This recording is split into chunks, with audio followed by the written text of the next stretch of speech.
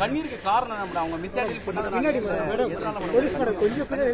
இந்த அநியாயத்தை பார்த்து எனக்கு கண்ணீர் வருது. இந்த மக்களோட நிலைமையை பார்த்து எனக்கு கண்ணீர் வருது.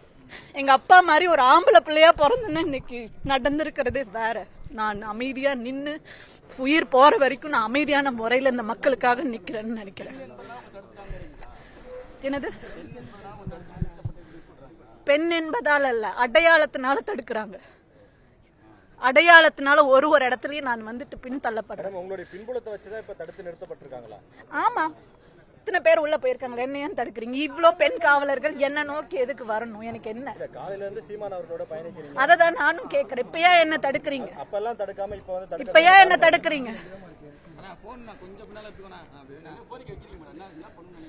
என்ன பண்ணணும்னு நினைக்கணும்? மக்கள் கையிலேயே இதை நான் விட்டுறேங்க. இந்த நாடு நல்லா இருக்கணுமா நாசமா போகணுமான்னு மக்களே முடிவு பண்ணட்டும்.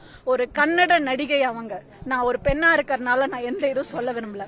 அவங்க ஒரு விதத்துல மனதளவுலையும் உடலளவுலையும் பாதிக்கப்பட்டிருக்கலாம்.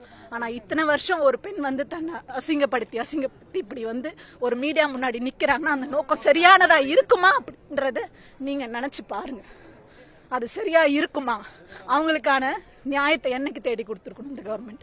என்னைக்கு? எங்க அப்பா எப்படி பண்ணாரு? அந்த நிமிஷமே பண்ணல. எங்க அப்பா எதா இருந்தாலும் அந்த இடத்துலயே என்ன பண்ணணுமோ அது பண்ணாருல்ல. நீங்க அந்த அளவுக்கு பண்ண தேவையில்ல இல்லையா? அன்னைக்கு அந்த பெண் கிட்ட நியாயம் இருந்திருந்தா சித்தப்பாக்கு கல்யாணம் நடந்தப்ப போய் பேசியிருக்கணும். ஏன் பேசல? இன்னைக்கு ஒரு குடும்பமா குழந்தைங்க. நான் எங்க அம்மாவும் நானும் எங்க அப்பாவோட விஷயத்துல நிறைய என் தங்கச்சி எல்லாம் பாதிக்கப்பட்டிருக்கிறோம். இன்னைக்கு அந்த குழந்தைங்க எத்தனை பேரோட பாதிப்பு இதுல? என்ன ஒரு கட்சியை அவ்வளவு ஈஸியா அழிச்சிடலாம்னு நினைச்சிட்டீங்களா? தமிழ எவனுமே இந்த மண்ணுல தலை நிமிரக்கூடாது. ஒண்ணு தீவிரவாதின்னு சொல்லி அழிப்பீங்க, இந்த உலகத்துல தலை நிமிரக்கூடாது. இல்ல அப்படின்னா இந்த மாதிரி பெண்களை வச்சு பட்டம் கட்டுவீங்களா? இதுல யாராவது தமிழ் ஆளுங்க சம்பந்தப்பட்டிருக்கிறாங்களா?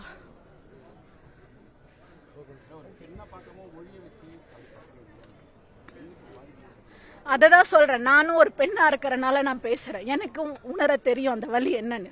சரிங்களா? நான் இன்னைக்கு ஒரு வீரனோட பொண்ணா இருக்கிறேன், சித்தப்பா பக்கத்துல நான் நிக்கிறேன் அப்படின்றது காலையில இருந்து எல்லாரும் பார்த்திருப்பாங்க. சரிங்களா? பார்த்திருப்பாங்க. என்னோட மனசுல ஓடுறதெல்லாம் இதுதான். 15-20 வருஷமா ஒரு பெண் வந்து நியாயம் தேடி ஒரே மனநிலையில உயிர் போனாலும் நிக்கணும். எப்படி நிக்கணும்? ஒரே மனநிலையில. இது என்ன கண்ணாமூச்சி ஆட்டம்? யாருக்காக சொல்லுங்க.